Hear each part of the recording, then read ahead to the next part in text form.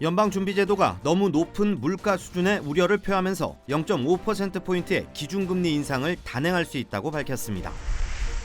최근 미국의 가뭄 현상이 심각해지면서 기후와 환경에 상관없이 농작물을 재배할 수 있는 첨단 농업 기술이 각광을 받고 있습니다.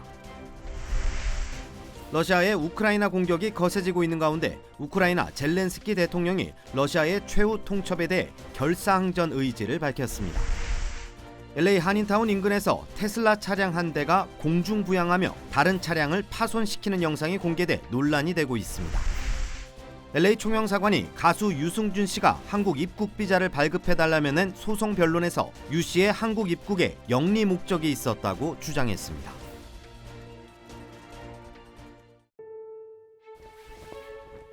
엄선된 108가지 순수한 약초, 과일, 채소, 버섯과 곡물의 생명력을 고스란히 담아 한 알 한 알 정성으로 빚었습니다.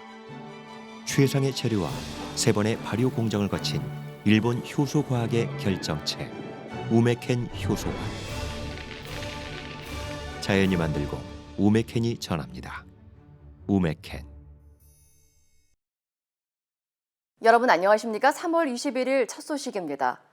연방준비제도가 현 상태에서 금리를 더 파격적으로 올릴 가능성을 시사했습니다. 물가가 지나치게 높다고 판단한 데 따른 것인데 조만간 0.5%포인트 인상도 가능하다는 진단입니다. 여준호 기자의 보도입니다. 지난주 3년 3개월 만에 기준금리 인상을 단행하고 앞으로 0.25%포인트씩 단계적으로 금리를 인상할 뜻을 밝힌 연방준비제도. 하지만 예상보다 너무 높은 물가 수준에 더욱 공격적인 금리 인상 가능성을 예고했습니다. 제롬 파월 연준 의장은 오늘 노동시장은 매우 강력하지만 물가가 너무 높다고 우려하면서 더 공격적인 통화 긴축을 고려할 방침이라고 밝혔습니다. 0.25%포인트씩 올리는 베이비 스텝이 아닌 한 번에 0.5%포인트를 인상하는 이른바 빅스텝 가능성을 내비친 것입니다. 약간의 경기 둔화를 감수하더라도 금리 수준을 높여 인플레이션을 단호하게 억제할 것임을 시사한 것으로 해석됩니다. 결과적으로는 이자를 올리는 이유가 경제 성장을 이제 슬로우다운 시키기 위해서 그러거든요. 좀 쿨다운 시키기 위해서 이제 0.25포인트를 올려가지고 쿨다운이 되면 되는데 그게 안 될 경우에는 이제 좀 샥 테라피 그리고 0.5% 정도 올리고. 공격적인 기준금리에 대한 경기 침체를 대비해 빅스텝 이후부턴 점진적 금리 기조가 이어질 것이란 전망입니다. 이제 0.5%를 올린다고 그래가지고 그걸 계속하는 게 아니고 아마 하면은 한 번 정도 그렇게 하지 않을까 그렇게 생각합니다. 다만 러시아의 우크라이나 침공에 따른 공급망 불안과 이에 따른 유가 상승 등은 여전히 인플레이션을 가중시킬 변수로 남았다는 지적입니다. 파월 의장의 긴축 가능성 언급에 오늘 뉴욕 3대 지수는 일제히 하락했습니다. MBC 뉴스 여준호입니다. 미국 내 심각한 가뭄 현상이 예고되면서 농부들의 걱정은 커져만 가는데요. 최근 기후와 환경에 상관없이 좁은 면적에서 1년 내내 작물을 재배하는 첨단 농업 기술인 수직 농장이 급성장하고 있습니다. 95%의 물을 절약할 수 있어 지속 가능한 농업 방식이라는 평가입니다. 홍지은 기자의 보도입니다. 천장까지 닿는 높은 선반에 농작물이 층층이 놓여 있습니다. 햇빛 대신 LED 조명으로 작물에 알맞은 빛을 쪼여주고 흙 대신 양액으로 영양분을 공급합니다. 온도와 습도 자동 제어 시스템을 갖춘 첨단 수직 농장입니다.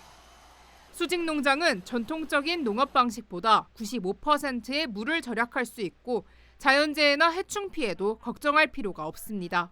We are able to grow pesticide-free produce 365 days a year. We are able to harvest and get our product on shelf in your local grocery store in 48, 72 hours. 이 농장은 뉴욕 시내에서 불과 10마일 떨어진 곳에 자리 잡았습니다.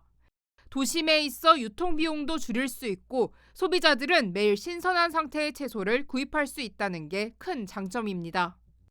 하지만 극복할 과제도 적지 않습니다. 자동 제어 시스템을 가동하기 위해 사용되는 전력으로 대량의 탄소가 방출될 수 있다는 겁니다. The main drawback that I can see with indoor farms is they do use a lot of energy. If they're not tied to renewable energy, their carbon footprint is higher than growing in a field. 이 같은 문제를 해결하기 위해 수력 발전 등 재생 가능 에너지를 사용하는 농장도 늘고 있는 추세입니다. 글로벌 시장 조사 기관 BIS 리서치는 지난해 50억 달러 규모였던 수직 농장 산업이 오는 2026년까지 200억 달러로 4배 성장할 것으로 전망했습니다. MBC 뉴스 홍지은입니다. 바이든 대통령이 최근 푸틴을 향해 살인 독재자라고 칭하고 전범으로 규정했죠. 러시아가 용납할 수 없는 발언이라며 반발했습니다. 미국은 러시아가 국제법을 준수해야 한다고 응수했습니다. 워싱턴에서 김수진 특파원입니다. 러시아는 바이든 미국 대통령의 최근 발언이 미러 관계를 단절 위기에 처하게 했다고 경고했습니다.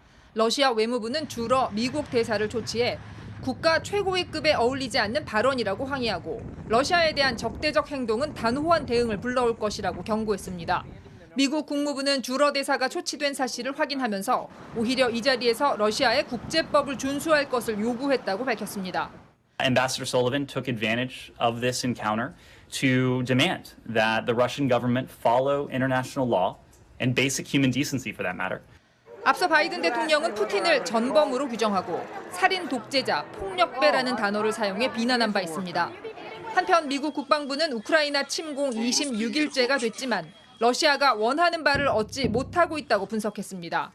The Russians have clearly not achieved many or almost all of the objectives that we believe they were setting out to achieve. 이런 가운데 백악관은 제재로 어려움을 겪는 러시아가 미국 민간 기업들을 상대로 사이버 공격을 할 수 있다는 첩보가 있다며 대비할 것을 당부했습니다. 바이든 대통령은 오는 23일부터 유럽을 방문해 유럽연합 정상들을 만나 회담할 예정입니다. 우크라이나 침공 이후 처음으로 유럽을 찾아 해결책을 모색할 예정이지만 전쟁을 끝낼 구체적인 방안을 마련하긴 어렵다는 전망도 나오고 있습니다. 워싱턴에서 MBC 뉴스 김수진입니다. 러시아가 우크라이나 수도 키이우의 쇼핑센터를 포격해 최소 8명이 숨졌습니다. 남부 주요 도시인 마리우폴은 러시아군의 장악이 임박한 것으로 알려졌는데 우크라이나 젤렌스키 대통령은 러시아의 최후 통첩을 받아들이지 않겠다고 밝혔습니다. 김재경 기자입니다. 러시아군이 우크라이나 수도 키이우의 한 쇼핑센터를 정조준합니다. 곧 러시아 미사일이 발사됐고 대형 폭발이 일어나면서 건물이 완전히 붕괴됐습니다. 긴급 출동한 소방대원들이 무너져 내린 건물에서 구조에 나섰지만 최소 8명이 숨진 것으로 알려졌습니다. 러시아군은 해당 쇼핑센터에 우크라이나에 다연장 로켓이 있는 것으로 확인돼 포격했다고 주장했습니다. 우크라이나는 러시아의 침공으로 지금까지 수천 명의 무고한 민간인이 숨졌다고 밝혔습니다. 150 Ukrainian children destroyed more than 400 schools and kindergartens and more than 110 hospitals. Thousands and thousands of civilians. 러시아가 포격을 퍼붓고 있는 우크라이나 남부 항구 도시 마리우폴도 함락 직전에 놓였습니다. 인명피해 집계조차 어려운 가운데 수십만 명의 우크라이나 시민이 식량과 식수, 전기 등이 끊긴 상태로 고립된 것으로 알려졌습니다. С Мариуполя приехали. Там потому что уже 90% все разбито, ничего нету там уже. Ни домов, ничего. 안전 통로를 열 테니 무기를 버리고 철수하라는 러시아의 최후 통첩에 젤렌스키 대통령은 우리가 파괴돼야만 가능할 것이라며 결사항전 의지를 밝혔습니다. Закрийте для них всі ваші порти. Не постачайте товари. Відмовляйтесь від російських енергоресурсів. Тисніть, щоб Росія пішла з України. 러시아는 우크라이나와의 협상 기간에도 군사작전을 중단하지 않겠다고 밝히는 한편 친러 국가인 체첸으로부터 전투 용병을 고용해 전선에 투입하고 있습니다. 또 페이스북과 인스타그램의 자국 내 활동을 전면 금지하며 언론뿐 아니라 SNS 통제에도 나섰습니다. MBC 뉴스 김재경입니다. LA 한인타운 인근에서 테슬라 차량 한 대가 공중부양을 하며 차량 2대를 파손시키는 사건이 발생했습니다. LA 경찰국에 따르면 어제 자정쯤 에코팍에서 테슬라 차량 한 대가 교차로에 매우 빠른 속도로 들어섰고 경사가 있는 아래로 공중부양했다 떨어지면서 차량 2대를 들이받았습니다. 용의 남성은 자신의 SNS에 이 장면이 담긴 영상을 올렸고 영상을 본 주민들의 신고로 경찰이 현장에 출동했을 당시 용의자는 차량을 버리고 도주한 상태였습니다. So here again, another, trying to use kind words, another person doing the same stunt. And luckily, nobody got killed. Yeah, one wrong move and it would have gone to the left or right, and we would have a different story than just property damage. 경찰은 용의자가 테슬라 차량을 렌트한 뒤 스턴트 행각을 벌인 것으로 확인했으며 현상금 $1,000를 걸고 이 남성을 추적하고 있습니다. LA 총영사관 측이 가수 유승준 씨가 영리 목적으로 사증 발급을 신청했다고 주장했습니다. 한국 시간 21일 유승준 씨가 LA 총영사관을 상대로 제기한 여권 사증 발급 거부 처분 취소 청구 소송 변론 기일에서 LA 총영사관은 유승준 씨가 신청한 사증 발급 신청서에는 방문 목적의 취업이라고 기재되어 있었다면서 재외동포 비자 발급을 받고자 하는 것이 영리 목적에 해당한다고 주장했습니다. 반면 유 씨 측은 사증 발급 거부 처분 자체가 비례의 원칙, 평등의 원칙을 위반한다고 주장하면서 38세 이상이 되면 비자를 내줘야 하는데 이례적으로 내주지 않았다고 강조했습니다. 앞서 이번 소송과 관련한 재판은 지난달 14일 판결 종료 예정이었지만 LA 총영사 요청과 재판부 변경 등의 이유로 변론이 재개됐습니다. 한편 유승준 씨의 비자 발급 거부 재소송 1심 선고는 한국 시간 다음 달 28일에 내려질 예정입니다.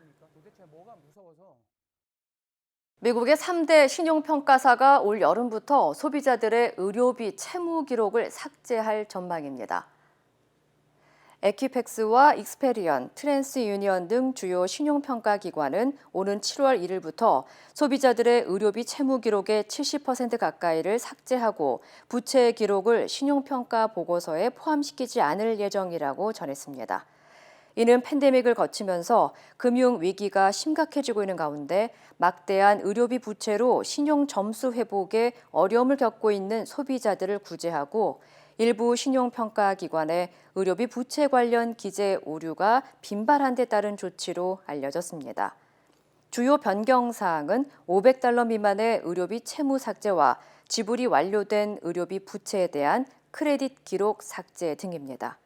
한편 소비자 금융보호국의 조사에 따르면 팬데믹이 한창이던 지난해 6월 미국인들의 의료비 부채는 $880억 달러에 달한 것으로 나타났습니다.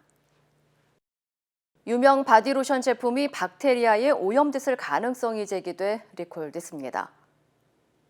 일본 화장품 업체 가오의 미국 법인은 자사의 저겐스 바디 로션에서 면역 체계가 약한 사람들에게 심각한 감염을 유발할 수 있는 플루랄리박터 게르고비아의 균이 검출될 가능성이 발견돼 해당 제품을 회수한다고 밝혔습니다.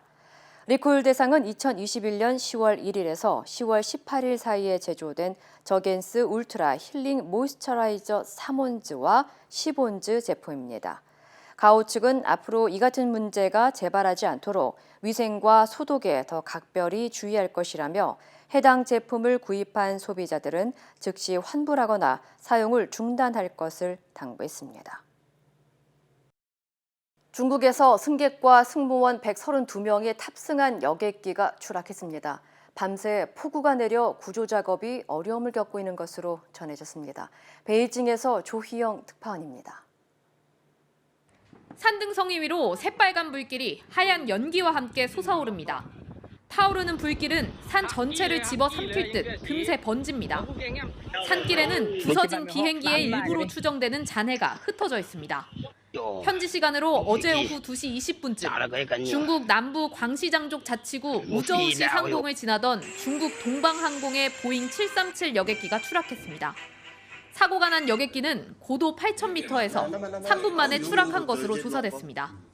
여객기에는 승객 123명, 승무원 9명을 포함해 모두 132명이 타고 있었습니다.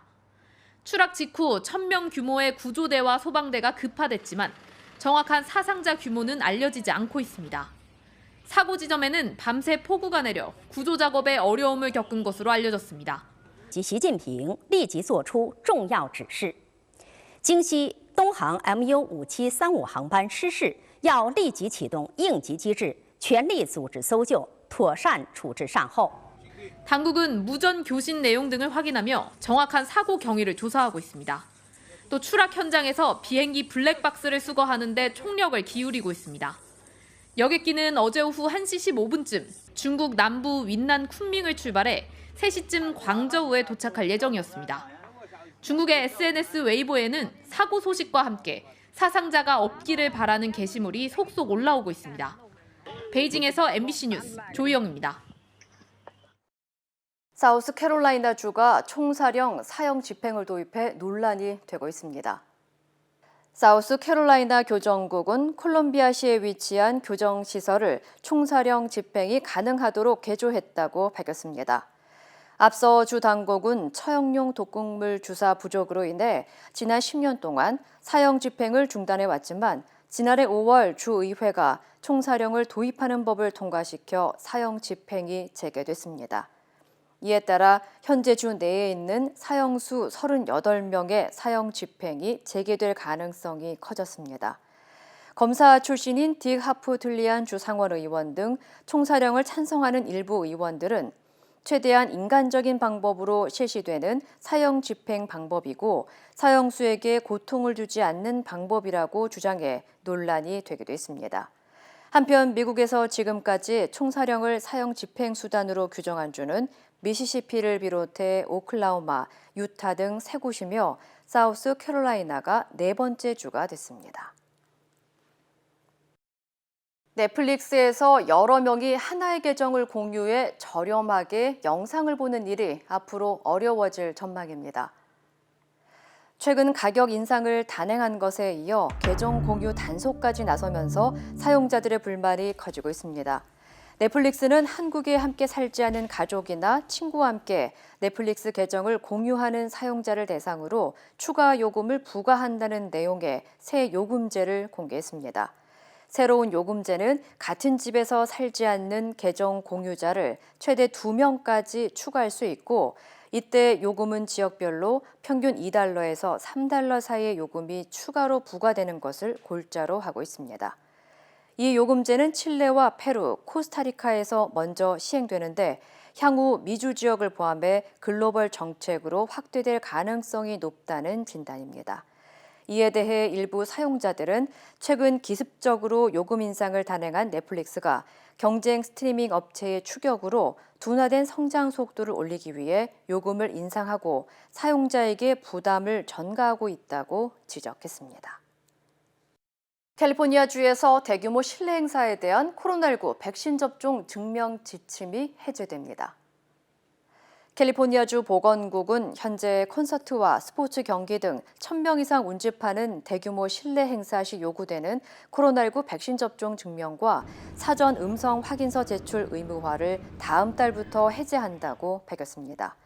보건당국은 대규모 실내 행사를 통해 코로나19 전파 위험이 여전히 높은 만큼 행사에 참석할 경우 모두 마스크를 반드시 착용할 것을 강력히 권고했습니다.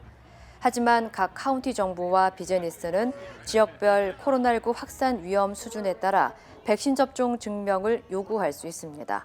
현재 LA 카운티에서는 1,000명 이상 운집하는 실내 행사에 입장하기 전 코로나19 백신 접종 증명이나 음성 확인서를 제시해야 합니다. 스텔스 오미크론 BA.2 변이에 대한 우려의 목소리가 나오고 있습니다. BA.2 변이는 오미크론의 하위 계통으로 전파력만 빠를 뿐 기본적인 특성이 비슷해 너무 걱정할 필요는 없다고 합니다. 이준범 기자가 자세히 알아봤습니다. 지난달 하루 3만 명대까지 내려왔던 영국의 신규 확진자는 이번 주 8만 명대로 뛰었습니다. 마스크를 벗는 등 방역 조치를 완화한 영향도 있지만 주된 원인은 스텔스 오미크론으로 불리는 BA.2 변이의 확산입니다. 영국은 확진자의 80%가 독일과 프랑스에서도 확진자 절반 정도가 이 변이에 감염된 걸로 확인되면서 미국도 긴장하고 있습니다. BA2는 지난해 11월 확인된 오미크론 변이인 BA1과 같은 계통으로 스파이크 단백질의 21개의 공통된 돌연 변이 부위를 가지고 있습니다. 반면 8개 부위는 다른데 이 때문에 기존 오미크론인 BA1보다 전파력이 30% 정도 높습니다. 하지만 중증도나 입원율의 차이가 없고 백신과 먹는 치료제 효과 역시 비슷한 것으로 알려져 과도한 우려나 공포심을 가질 필요는 없다는 게 방역당국과 전문가들의 공통적인 견해입니다. 또 초기엔 PCR 검사로 변이 구분이 어려웠지만 국내에서 쓰이는 진단키트로는 확인이 가능합니다. 방역당국은 BA2 확산이 국내 유행에 영향을 줄 수 있지만 재유행으로 확산하고 있는 외국과는 양상이 다르다고 설명했습니다. 또 세계보건기구는 오미크론 감염으로 생긴 항체가 BA2 감염도 보호할 수 있다고 밝혀 재감염 가능성도 크지 않을 것으로 분석했습니다. MBC 뉴스 이준범입니다. 인구 2,500만의 중국 상하이의 코로나 확산세도 심상치 않습니다.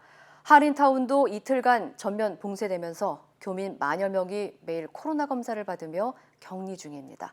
베이징에서 이혜인 특파원입니다. 상하이 디즈니랜드 출입구, 사람 한 명 찾아볼 수 없습니다. 코로나19 확산에 따라 문을 닫은 겁니다.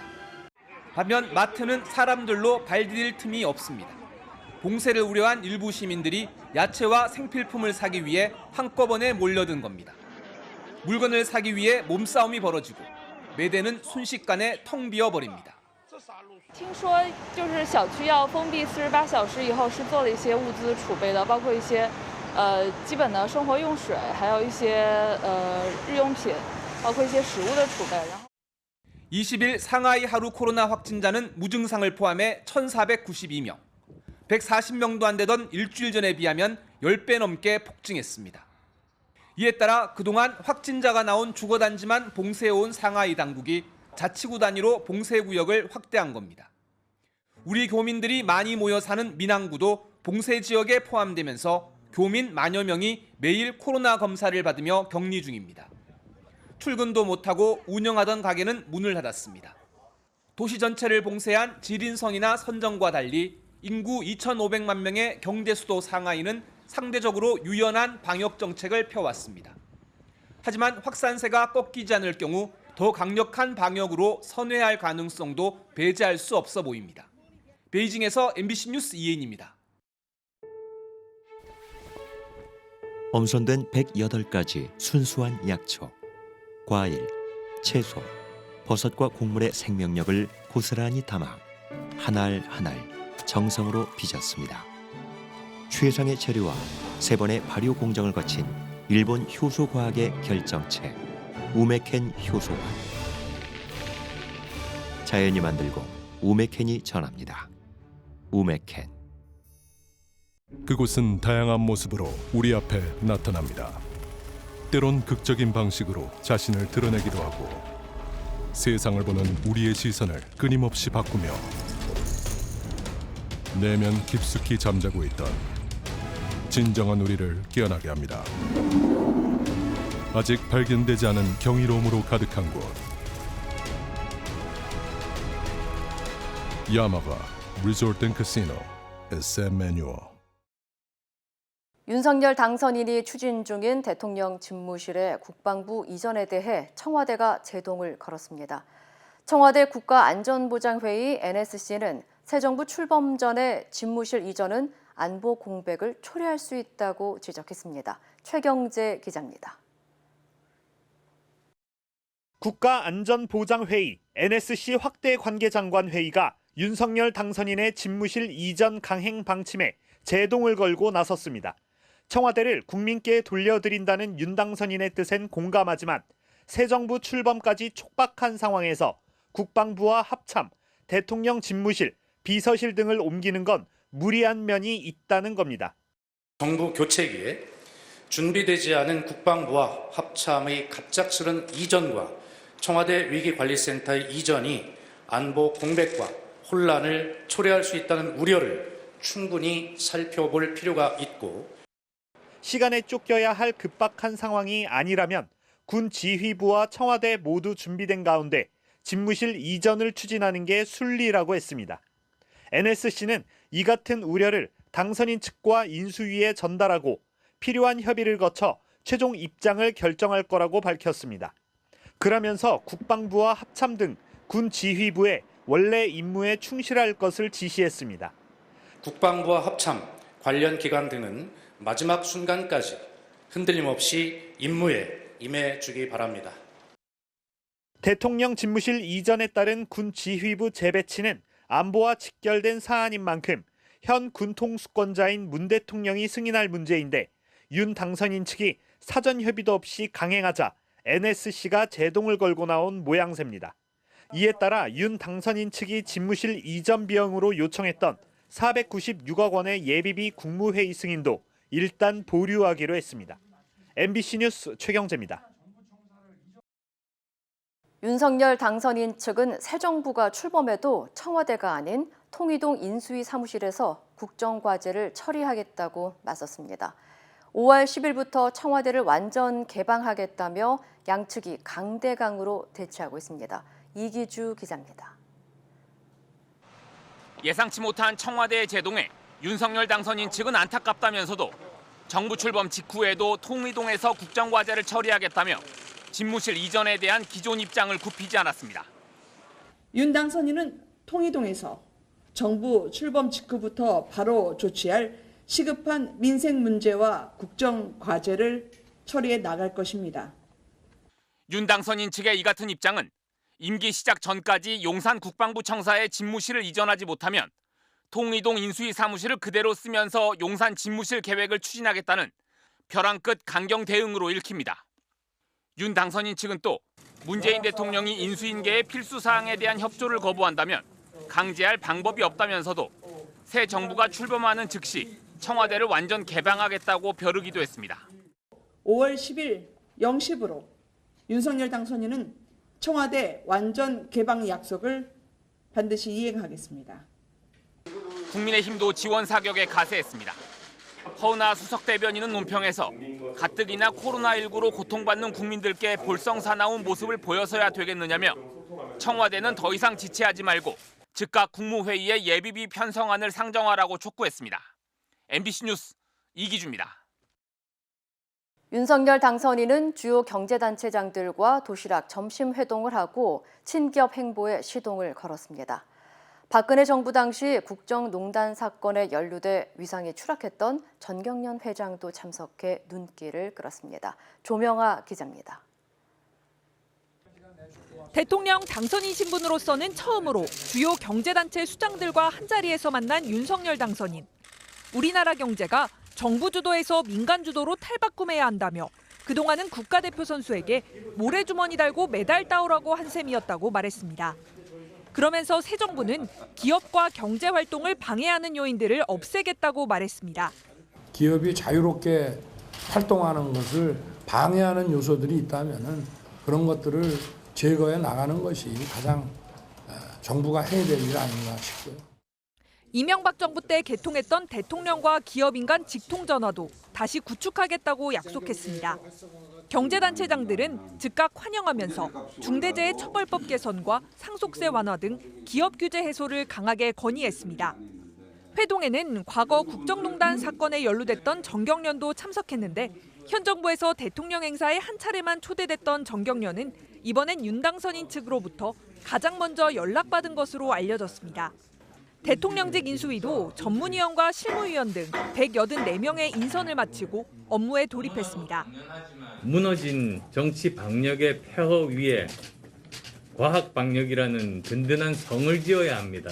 소상공인 손실보상 문제에 대한 해법도 찾아야 합니다. 윤석열 당선인은 매주 간사단 회의와 분과별 업무 보고를 직접 주재하며 국정과제를 압축하고 대국민 토론회를 거쳐 5월 초 발표하겠다고 밝혔습니다. MBC 뉴스 조명아입니다.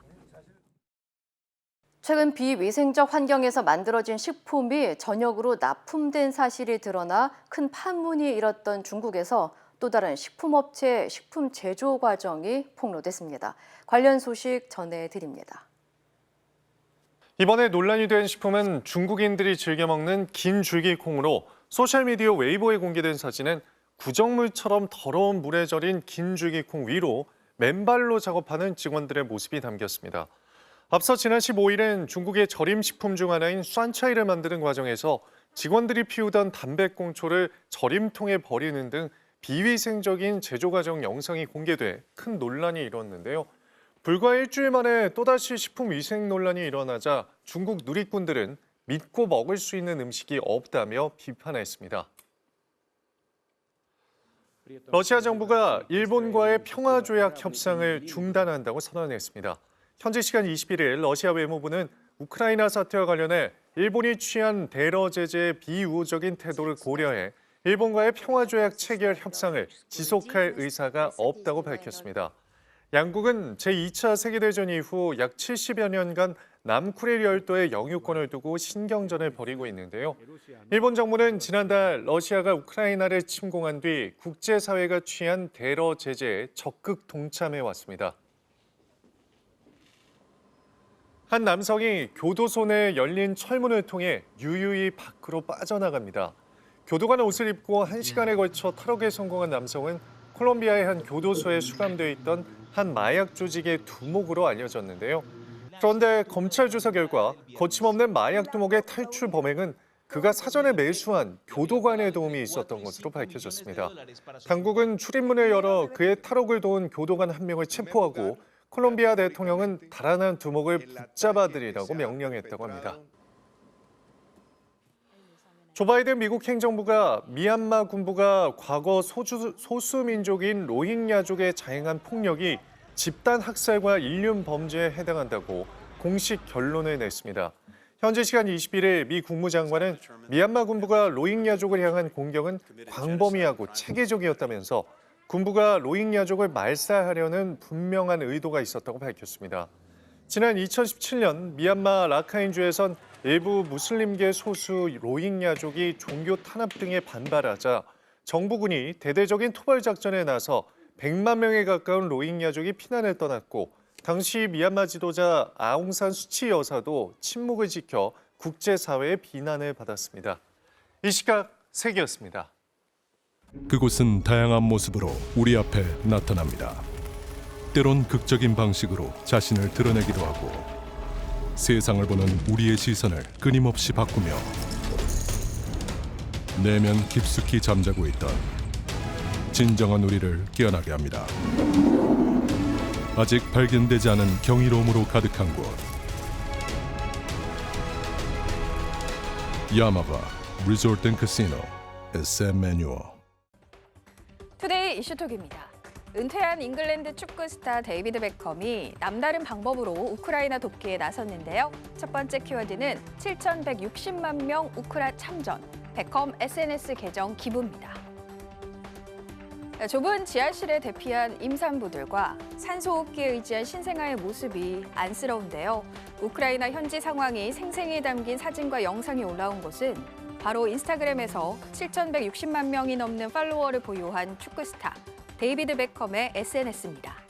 자신의 영향력을 이용해 우크라이나인들을 돕기 위해 개인 SNS 계정을 기부한 건데요. 베컴이 최근 자신의 SNS 계정 운영권을 우크라이나 제2도시 하르키우에 사는 산부인과 의사 이리나에게 맡겼다고 영국 BBC가 보도했습니다. 지난 2005년부터 유니세프 친선대사로 활동해온 베컴. 팬들에게 우크라이나를 돕기 위한 기부 동참을 호소하며 여러분의 감사한 기부 덕에 어려운 상황에서도 생명을 이어갈 수 있다고 말했습니다.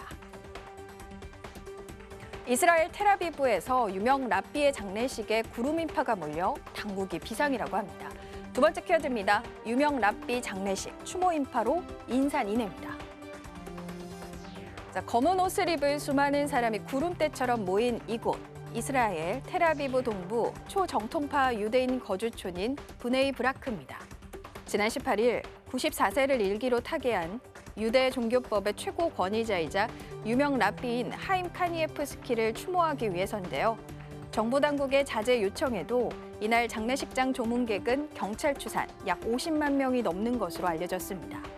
최대 100만 명까지 조문 인파가 늘어날 거라는 관측까지 나왔는데요. 당국이 존경받는 랍비의 장례식 참석을 만류한 건 압사 사고 우려 때문입니다. 실제 작년 4월 압사 사고로 45명이 사망했고 5월에는 철골 구조물이 무너져 2명이 희생됐는데요. 이스라엘 경찰은 조문객을 태운 버스 행렬을 막기 위해 분해이 브라크로 향하는 고속도로까지 통제했고 구조당국도 장례식장 인근에 수백 대의 구급차를 배치했다고 합니다. 괴짜 발명가로 알려진 영국인 배관공 콜린 퍼즈 씨가 길이 12m 땅굴을 판 엉뚱한 사연이 전해졌습니다. 세 번째 키워드입니다. 도전 쇼생크 탈출, 괴짜 발명가의 땅굴입니다. 한 남성이 가정집 바닥에 설치된 철문을 통해 계단을 밟고 내려가자 강철로 마감한 지하 터널이 나타나죠. 기상천외한 발명품으로 세계 기록 보유 중인 영국 괴짜 발명가 콜린 퍼즈가 창고까지 가는데 비를 피하려고 길이 12m 땅굴을 판 건데요. 기상천외한 프로젝트가 시작된 건 지난 2018년 11월. 이웃이 소음으로 고통받지 않도록 그들이 밖에 있을 때 작업을 했고요. 3.5m 깊이로 땅을 파는 데에만 무려 1년이 걸렸다고 합니다. 매일 쌓이는 3.5톤이 넘는 잔해를 치우기 위해 삽과 도르래가 달린 양동이를 몇 달간 들어 올렸다는 콜린 퍼즈. 터널이 집의 기반시설 아래로 지나가기 때문에 손으로만 터널을 파냈다는데요. 지하 터널 덕분에 이제는 창고로 갈 때 비가 와도 젖지 않는다는 괴짜 발명가. 엉뚱한 아이디어를 현실로 만든 추진력이 혀를 내두르게 합니다. 아르헨티나에서 말 못하는 동물을 상대로 끔찍한 석궁 테러가 발생해 공분을 사고 있습니다. 네 번째 키워드입니다. 유기견 석궁 테러, 죄 없는 동물 학대입니다. 힘없이 바닥에 주저앉아 있는 강아지. 공원에서 누가 쏜 화살을 맞은 겁니다. 지난 17일 아르헨티나 부에노스아이레스주에서 벌어진 일인데요. 코코란 이름의 믹스견은 주인이 없는 유기견이지만 사람을 잘 따라서 동네에서도 사랑을 듬뿍 받던 개였다고요. 그런데 이날따라 코코가 공원 잔디밭에 엎드려 꼼짝하지 않는 게 이상해서 한 주민이 확인해봤더니 몸에 화살이 꽂혀 있었던 겁니다. 발견 당시 어깨 쪽지에 코코의 몸을 파고든 화살은 어깨뼈를 완전히 관통해서 화살촉이 오른 앞다리 쪽에 나와 있었다는데요. 인근 병원에 이송돼 화살을 제거하는 수술을 받고 현재 안정을 취하고 있는 코코. 끔찍한 석궁 테러를 벌인 범인은 아직 잡히지 않았는데 주민들은 코코가 회복되는 대로 입양을 추진할 예정이라고 합니다. 힘든 수술을 마친 2살 아기가 동생을 만나서 활짝 웃는 모습이 누리꾼에게 감동을 선사했습니다. 5번째 키워드입니다. 암 수술 2살 아기, 동생 보고 방긋. 자기 키만큼 복부에 기다란 흉터가 있는 아기. 방긋 웃으며 유모차에 앉아있는 여동생 머리를 쓰다듬는 이 아기는 영국에 사는 2살 모건인데요. 최근 복부에서 길이 13cm 악성 종양 제거 수술을 받은 후 일주일 만에 그리웠던 동생을 만났기 때문입니다. 지난해 4월 아들의 체중이 급격히 늘어나자 이를 이상하게 여긴 엄마가 병원에 데려가 검사한 결과 6개월 후인 지난해 10월 부신피질암 진단을 받았다는데요. 현재 어른도 받기 어려워하는 화학요법을 꿋꿋이 견디고 있다는 모건. 두 남매의 사랑스러운 모습을 본 누리꾼들은 모건의 쾌유를 바란다며 응원을 보내고 있습니다. 투데이 이슈 톡이었습니다.